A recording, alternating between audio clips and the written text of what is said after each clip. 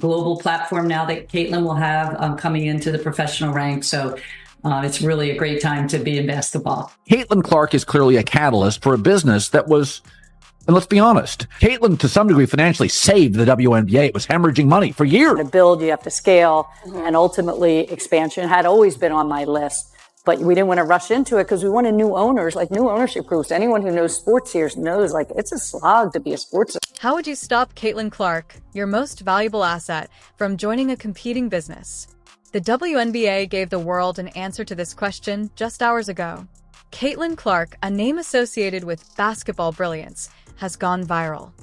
Hi, Caitlin. Hey, what's up, Caitlin? Hey, Caitlin. Hey, Caitlin. Renowned for her remarkable range and fierce competitiveness, Clark was expected to lead the WNBA to new heights after being chosen. The Indiana Fever select Caitlin Clark, University of Iowa. In order to pursue the lucrative contracts that await her, Clark may choose to leave the WNBA and travel to Europe, according to recent rumors. But now, the WNBA is prepared to offer an unprecedented ownership stake. The Indiana Fever, who wanted to keep Caitlin Clark on U.S. soil, anticipated that her debut in the WNBA would be a game changer. Actually looked up how much the tickets were going for. I kind of cut that price in half. After an amazing collegiate career in which she smashed attendance records and drew millions of viewers, the WNBA saw Clark as their golden ticket. She was the most anticipated rookie in recent WNBA history due to her potential to draw enormous fan crowds, improve TV viewing, and raise attendance to levels never seen by the league before. After choosing Clark, the Indiana Fever, who struggled with attendance and performance, witnessed a sharp decline in their numbers. Fever are going to be over 200,000 higher than the next highest total attendance in league history. Clarkonomics, my friend! Many believed that she could alter the franchise entirely by herself. Therefore, during her time in college, her ability to draw admirers wasn't only speculation. Clark's games were must-watch events during her debut season in the league, leading to some of the most watched games in women's basketball history and an almost fourfold increase in Indiana Fever attendance. In terms of TV ratings, this contributed to one of the WNBA's best seasons. Getting more and more people, and it's getting bigger, it's getting louder, and it's a very fun environment to be in. Caitlin Clark was more than just a player for the WNBA. She was a beacon of hope for the future. Caitlin Clark is clearly a catalyst for a business that was, and let's be honest, Caitlin to some degree financially saved the WNBA. It was hemorrhaging. It was Caitlin Clark. With alluring promises, European clubs are likewise aiming for financial security. Top WNBA talent is drawn to Europe because players like Diana Taurasi and Breanna Stewart have openly discussed how playing there gives them greater money and competitive possibilities. Financial stability. Like there's that 4-year period where you need to grow as a person, but then the NIL comes into play. Oh, we keep walking right back into that. Something the WNBA couldn't match. Because of the significant cost gap, Clark began to consider shipping her abilities over the Atlantic when she spotted these opportunities.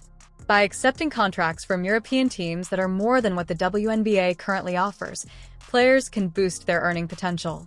500,000, $1 million off your NIL? Are you staying? Concerning Caitlin Clark, given the genuine ownership stake and the potential loss of Caitlin Clark to Europe offers her not only the chance to secure her financial future, but also the chance to participate globally and earn a good living with several elite European teams that seem to be offering millions. Clark had to decide whether to relocate to Europe and earn more money or play in the WNBA at home for less money. The WNBA gave Clark a stake in the Indiana Fever, a first for women's athletics. This bold action acknowledged Clark's importance to the league's potential ownership. Stakes are usually reserved for individuals with significant commercial ventures or seasoned athletes nearing the end of their careers. For instance, Michael Jordan's ownership of the Charlotte Hornets offers a player and ownership share at such a young age, which is unprecedented but demonstrates how much the WNBA appreciates Clark and acknowledges her potential to have an impact on women's basketball going forward.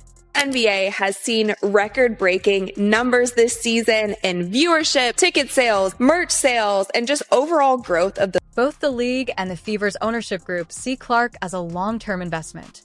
If she stays, she will play for the Fever and take part in the team's financial decisions. Over the past 5 years, television rights agreements, WNBA sponsorships, global fan connection, and the general rise in sports popularity have all contributed to sports clubs' long-term strategy and expansion, which has caused their value to surge. Viewership, which is up 400% to 40%. Between ticket sales, which is up 93% to 16%. Between regular game viewership, which is up 180% to 20%. What Caitlin Clark has done is grown the WNBA exponentially. This growth is particularly apparent in leagues like the NBA, NFL, and European football. However, over the previous 5 years, franchise values in MLB, NHL, and other leagues, such as the WNBA, have also increased dramatically, while NFL team prices have risen by almost 40%. After this season's attention, the WNBA is quickly emerging as the league with the most room to grow. Due in large part to CC's entrance and the new media arrangement, the Indiana Fever's valuation has increased by approximately 40% this year alone to over $90 million. The NHL has expanded by more than 50%, while MLB has expanded by more than 42%. Nitpicking every single thing I do, and I know I want to, help this franchise get even better, help my teammates get even better, be better for my teammates, and I know there's a lot of room for me to continue. That's most likely only the beginning. With her ownership stake, Clark will be able to accumulate long-term riches and put herself in a position to become the first female basketball player to become a billionaire. As the only female athlete to become the greatest of all time in their sport and accumulate hundreds of millions of dollars in net wealth, she would join Impact Elite, which is only available to Serena Williams. Clark has always had interests outside of basketball during her time in college. She discussed growing the sport and making an impact off the court. Not following after Caitlin Clark's been eliminated, and they're not into the league because they're conditioned by the league and the... I wish the WNBA stakes could be bigger since no one gives me that in the Bice game. This ownership stake gives her the chance to genuinely impact a team's management and might have an impact on the Fever as well as the WNBA as a whole. They believe that Clark is a game changer who can take the league to new heights. Losing her to Europe would have prevented the WNBA from growing its fan base, which would be more than just a blow to the Fever. Its final WNBA playoff game, 2.5 million viewers. Appreciate you.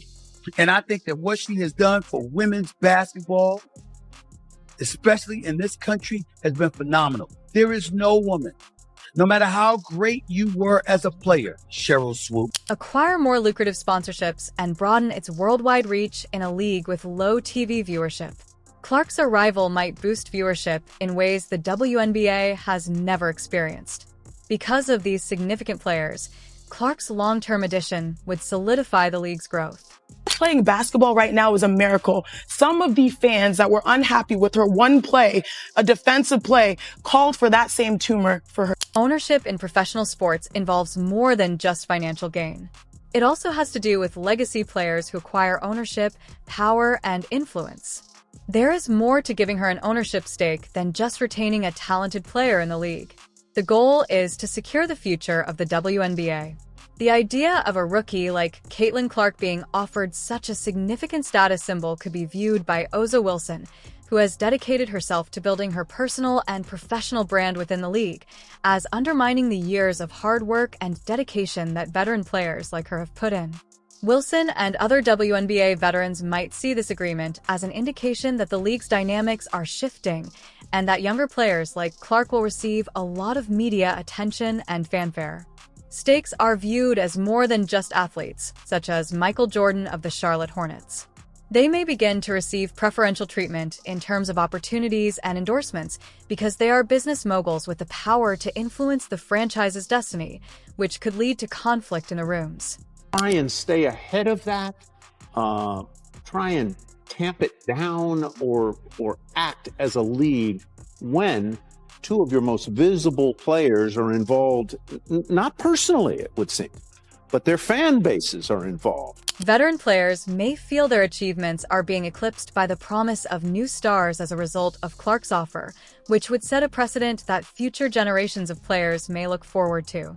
This kind of agreement would put Clark in a unique position inside the WNBA, providing her with both long-term financial stability and a voice in the Fever's business decisions.